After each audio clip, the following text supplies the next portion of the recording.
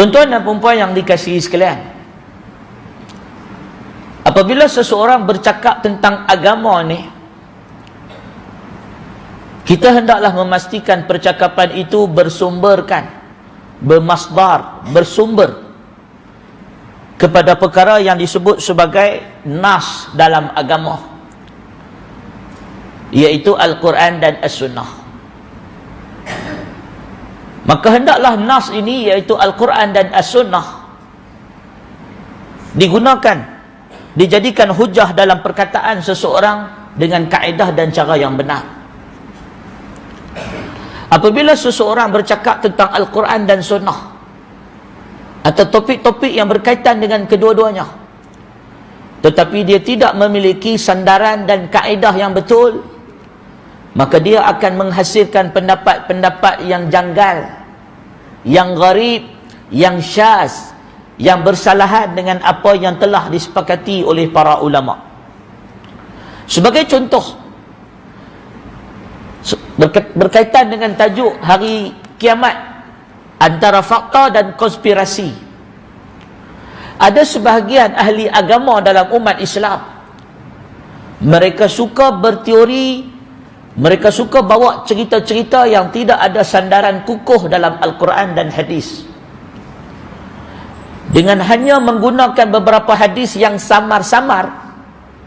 Mereka mengkaitkan hadis-hadis itu dengan realiti di dunia ini.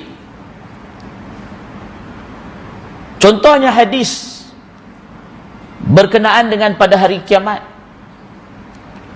Nabi SAW diriwayatkan bersabda, di antara tanda-tanda kedatangan hari kiamat akan munculnya golongan-golongan yang disebut sebagai pemimpin-pemimpin yang zalim. Dan Nabi SAW juga menyebut kedatangan hari kiamat tidak akan berlaku sehinggalah keluarnya Dajjal dan Ya'juj wa Ma'juj. Maka ada di kalangan orang-orang yang menggunakan teori dari Quran dan hadis, mereka mengatakan Ya'juj dan Ma'juj ni bangsa Cina, bangsa India, dengan membuat tafsiran yang secara kasarnya menyeleweng, bermudah-mudahan mengkaitkan perkara di sekeliling dengan ayat Quran dan hadis secara salah. Dan ada pula yang mengatakan Dajjal itu sebenarnya adalah internet. Ada pula yang mengatakan Dajjal itu televisyen satu mata, skrin TV. Ada pula yang mengatakan Dajjal itu sebenarnya sudah wujud, sudah lahir, bersembunyi di gua sekian dan sekian, tanpa berpandukan kepada nas-nas yang sahih, dan pelbagai lagi dakwaan-dakwaan dan teori-teori konspirasi, termasuklah ramalan bilakah berlakunya hari kiamat. Al-Imam Ibn Khaldun yang meninggal pada tahun 808 Hijrah, beliau ada menjelaskan kedangkalan salah faham umat Islam dalam berteori tentang hari kiamat. Misalnya, ada di kalangan ulama Islam sendiri kadang-kadang terpesong. Jangankan orang awam, ulama pun kadang-kadang boleh tergelincir. Misalnya Al-Imam Ibn Khaldun yang menyebut bahawa ada ulama-ulama terdahulu seperti Imam Ibn Jarir At-Tabari. Al-Imam Ibn Jarir At-Tabari, ulama mufassir yang terkenal, meninggal pada tahun 310 Hijrah. Beliau pernah meramalkan dunia ini akan binasa setelah 500 tahun kewafatan Nabi SAW. Tuan-tuan, bukan tak ada ulama-ulama yang pernah meramal bilakah tarikh kiamat. Maka tak pelik kalau ada orang ramal tarikh kiamat 2020. Sebelum ni ada orang kata tarikh kiamat 2012. Sekarang dah 2018, 2019, belum lagi kiamat. Muslimin dan muslimat rahimakumullah, ramalan-ramalan kiamat ini terjadi kerana beberapa perkara sama ada semangat terlebih yang tidak didokong oleh kefahaman sunnah, atau kerana kejahilan, atau kerana sikap dan sifat ta'assub yang ada pada diri seseorang. Maka perkara ini tak terelak berlaku pada ulama'. Ulama' pun manusia biasa. Berlaku pada Imam Ibn Jarir At-Tabari yang meninggal pada tahun 310 Hijrah, pengarang tafsir At-Tabari. Apabila beliau meramalkan bahawa kiamat akan terjadi kira-kira 500 tahun selepas wafatnya Nabi SAW. Dan beliau tak berseorangan, tuan-tuan. Al-Imam Jalaluddin As-Suyuti, ulama hadis, ulama tafsir, ulama fiqh, namun beliau juga melakukan kesilapan. Al-Imam As-Suyuti yang meninggal pada tahun 911 Hijrah mengatakan bahawa kiamat akan berlaku apabila dunia ini berusia 7.000 tahun. Kiamat akan terjadi ketika mana bumi berusia 7.000 tahun, kata Imam Jalaluddin As-Suyuti.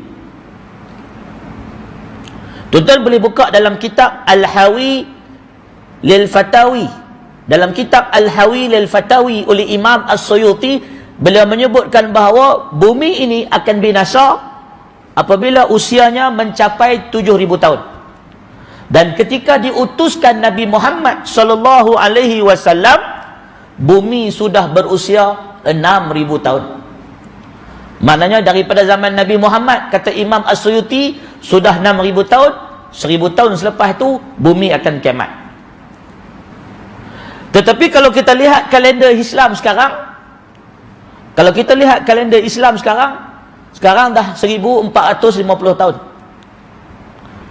Maknanya dah ekstra 450 tahun daripada ramalan Imam As-Suyuti, dan masih lagi belum kiamat. Ya'juj dan Ma'juj pun belum keluar lagi, Dajjal pun belum mengaku Tuhan lagi, dan belum lagi berlaku tanda-tanda yang besar yang diramalkan dan disebut oleh Nabi sallallahu alaihi wasallam.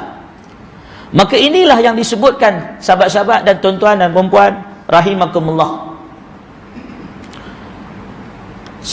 ketergelinciran para ulama apabila mereka bertindak di luar kaedah ilmu yang disepakati, mengemukakan pendapat-pendapat yang syaz, yang ganjil, yang pelik.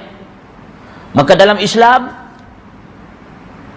kita dididik oleh Nabi sallallahu alaihi wasallam untuk beriman dan berpegang kepada hujah kebenaran dan tidak memandang kepada siapa yang berkata-kata. Bahkan Nabi sallallahu alaihi wasallam pernah menerima nasihat, teguran dan kritikan walaupun daripada seorang lelaki Yahudi. Nabi sallallahu alaihi wasallam dalam peperangan Khaybar, ketika mana mengepung kubu-kubu kaum Yahudi, Nabi sallallahu alaihi wasallam ditegur oleh para sahabat supaya mengubah lokasi perkemahan pasukan tentera Islam kerana akan menyebabkan mereka mudah dipanah oleh musuh, dan Nabi menyetujuinya.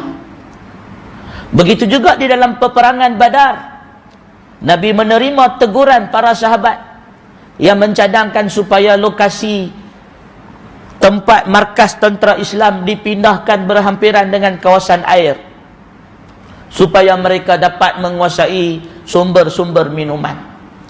Nabi sallallahu alaihi wasallam di dalam peperangan Uhud, sebagaimana hadis yang dikeluarkan oleh Imam Muslim, Nabi menerima saranan para sahabat untuk keluar bertemu musuh, tidak berperang di Madinah. Walaupun Nabi sebenarnya memilih untuk bertahan di Madinah, tetapi para sahabat beria-ia untuk mengajak Nabi dan para sahabat yang lain untuk bersama-sama memerangi orang-orang musyrikin Mekah, bertempur di medan perang. tidak berkampung di Madinah sebagai orang-orang yang pengecut konon-kononnya. Walaupun Nabi memilih untuk bertahan di Madinah, tetapi para sahabat memilih untuk keluar bertemu musuh, dan Nabi menerima saranan daripada mereka. Demikianlah didikan Nabi SAW kepada umat baginda, iaitu kita tidak bersifat ta'assub pada individu. Kita dididik untuk bermusyawarah, kita dididik untuk bermunaqasyah, kita dididik untuk membandingkan hujah dan mencari kebenaran. Demikianlah didikan Nabi SAW kepada umatnya. Apabila pernah ditanya oleh seseorang berkenaan tempat yang paling buruk di atas muka bumi, maka Nabi SAW di dalam hadis yang dikeluarkan oleh Imam At-Tabarani, Nabi mengatakan la adri. Dalam hadis yang dikeluarkan oleh Imam Ahmad dan At-Tabarani, ketika mana ada seorang lelaki bertanya kepada baginda sallallahu alaihi wasallam, di manakah tempat yang paling buruk di atas muka bumi? Faqala sallallahu alaihi wasallam la adri hatta as'al al-Jibril. Aku tidak tahu, tunggu sampai aku tanya Jibril. Maka apabila datang Jibril, Nabi bertanya kepada baginda Jibril, Ainal baqa'ul ard? Di manakah tempat yang ada atas muka bumi ini yang syar, yang buruk? Jawab Jibril, la adri hatta as'al Rahman. Aku pun tak tahu, tunggu aku tanya Rahman. Maka bila Jibril bertanya kepada Allah, Allah memberitahu Jibril. Jibril kemudian memberitahu Nabi SAW. Faqala sallallahu alaihi wasallam, khairul baqa'. Maka kata Nabi SAW, sebaik-baik tempat atas muka bumi ialah masjid-masjid, rumah-rumah Allah. Dan seburuk-buruk tempat atas muka bumi, maka kata Nabi SAW, al-aswaq adalah pasar-pasar, market-market, pasar-pasar raya, kedai-kedai pasar raya yang menjadi tempat manusia dilalaikan daripada akhirat. Itulah seburuk-buruk tempat di atas muka bumi, kata Nabi SAW. Maka justru Al-Imam Malik bin Anas yang meninggal pada tahun 179 Hijrah, beliau menyebutkan bahawa la adri, mengatakan aku tidak tahu, adalah 1/3 daripada ilmu. Maka sebab itu tuan-tuan muslimin dan muslimat rahimakumullah, apabila melibatkan perbahasan hari kiamat, orang-orang yang beriman akan berhati-hati. Orang-orang yang beriman akan berpandukan kepada kaedah yang disebut oleh para ulama, yang diambil daripada Al-Quran dan hadis, iaitu berpegang kepada dalil dan nas. Iaitu kita tidak memandai-mandai bercakap soal hari kiamat, bilakah akan terjadi. Tidak akan membuat andaian-andaian terhadap hari kiamat. Konon-kononnya bangsa tertentu adalah Ya'juj dan Ma'juj. Konon-kononnya si fulan dan si fulan adalah Dajjal. Kita tidak akan membuat ramalan sewenang-wenang tanpa memiliki burhan, bukti-bukti yang kukuh. Maka sebab itu di dalam kitab Asyrati Sa'ah, apa dia al-asyrat? Al-asyrat ni maknanya tanda-tanda. Di dalam al-asyrati sa'ah, asyrat adalah jamak bagi syarat, iaitu alamat, iaitu tanda-tanda, petunjuk-petunjuk. As-sa'ah ialah satu waktu daripada bahagian masa yang disebut oleh orang Arab, sama ada waktu daripada siang atau waktu daripada malam. Bila disebut di dalam kitab Asyrati Sa'ah, tanda-tanda hari kiamat, antaranya yang dikarang oleh Profesor Dr. Sharaf Mahmud Qudah. Dalam kitab Profesor Sharaf Al-Qudah, dia menyebut antara kaedah yang salah, antara kaedah yang tidak benar dalam beramal dengan hadis-hadis hari kiamat, ialah kita bermudah-mudahan mengkaitkan apa yang disebut oleh Nabi terhadap peristiwa-peristiwa akhir zaman dengan realiti semasa tanpa memiliki ikatan ataupun bukti-bukti yang kukuh. Sebagai contoh, Nabi SAW pernah meramalkan di antara tanda-tanda hari kiamat akan berlaku banyaknya gempa bumi. Lalu bila berlaku gempa bumi di kampung kita, kita kata inilah tanda kiamat. Adakah benar gempa bumi yang dimaksudkan oleh Nabi adalah gempa bumi yang benar-benar menimpa negeri kita? Kemungkinan bukan. Kerana gempa bumi yang disebut di dalam hadis kemungkinan merujuk kepada kawasan-kawasan tertentu. Sebagaimana dalam hadis yang diriwayatkan oleh Imam Muslim berkenaan fadilat negeri Madinah. Nabi menyebut bahawa iman akan kembali ke Madinah sebagaimana ular akan kembali ke sarangnya. Dan Nabi memesan kepada para sahabat supaya tidak keluar dari Madinah. Kerana pada waktu akhir zaman Allah Subhanahu wa taala akan menguji manusia dan akan menjadikan Madinah ketika itu bersih daripada kekotoran sebagaimana besi dibersihkan daripada karat. Madinah akan didatangi gempa bumi sebanyak 3 kali dalam riwayat atau 2 kali. Lalu setiap kali gemparan ataupun gegaran di Madinah akan berlarilah keluar orang-orang munafikin dan orang-orang yang kafir. Kemudian berlaku lagi gegaran, berlaku lagi gempa bumi di Madinah, akan keluar lagi lah orang-orang yang munafik dan orang-orang yang tidak layak, yang tidak beriman, yang menetap di dalamnya.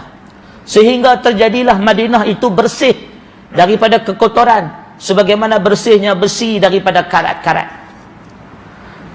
Maka sahabat-sahabat yang dikasihi sekalian, begitu juga ramalan Nabi SAW terhadap kehadiran atau kemunculan seorang pemimpin umat Islam yang ditunggu-tunggu, yang dikenali sebagai nama Imam Al-Mahdi.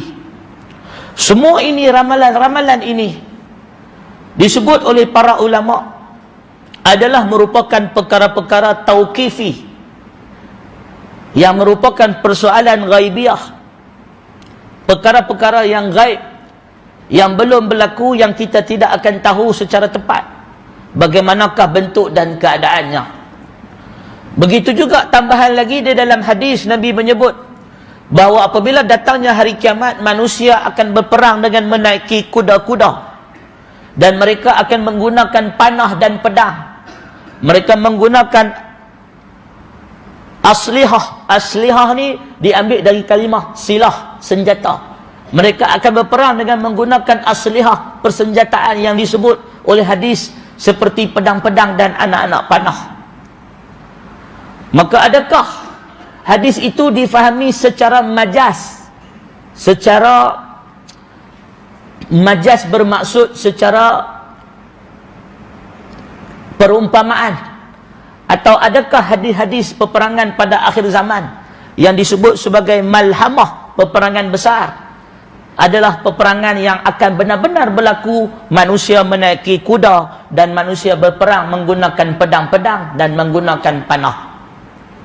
Ini kerana kata Nabi SAW terhadap hadis-hadis malhamah, aku mengenali fursan, penunggang-penunggang kuda tersebut. Aku mengenali mereka. Aku mengenali bapa-bapa mereka. Aku mengenali kuda-kuda mereka. Dan aku mengetahui keadaan-keadaan mereka, dan merekalah sebaik-baik penunggang kuda pada waktu itu.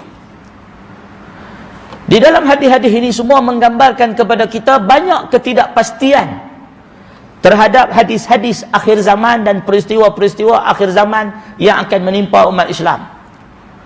Maka sekaligus para ulama menyebut sangatlah penting bagi orang-orang yang hendak memahami hadis-hadis fitan dan peristiwa-peristiwa akhir zaman menggunakan neraca yang betul di dalam membaca hadis-hadis tersebut. Maka sebab itu tuan-tuan dan puan-puan yang dikasihi sekalian, apabila Allah Subhanahu wa taala berfirman di dalam Al-Quran, di dalam surah Al-A'raf dan pelbagai lagi ayat, mengajarkan kepada kita kaedah yang betul bagaimana hendak menghadapi persoalan tentang bilakah akan berlakunya kiamat. Kama qauluhu yas'alunaka 'anis sa'ah, sebagaimana Allah mengulang semula pertanyaan orang-orang musyrikin. Yas'alunaka, mereka bertanya kepada engkau wahai Muhammad, 'anis sa'ah, berkenaan hari kiamat. Ayyana mursaha, bilakah akan terjadinya hari kiamat tersebut. Qul, katakanlah wahai Muhammad, innama ilmuha inda rabbi, sesungguhnya ilmu tentang hari kiamat adalah berada di sisi Tuhanku. La yujalliha, dan dia tidak sekali-kali menjelaskan tentang kedatangan waktu hari kiamat, illa huwa, melainkan hanya dirinya sahaja yang mengetahuinya.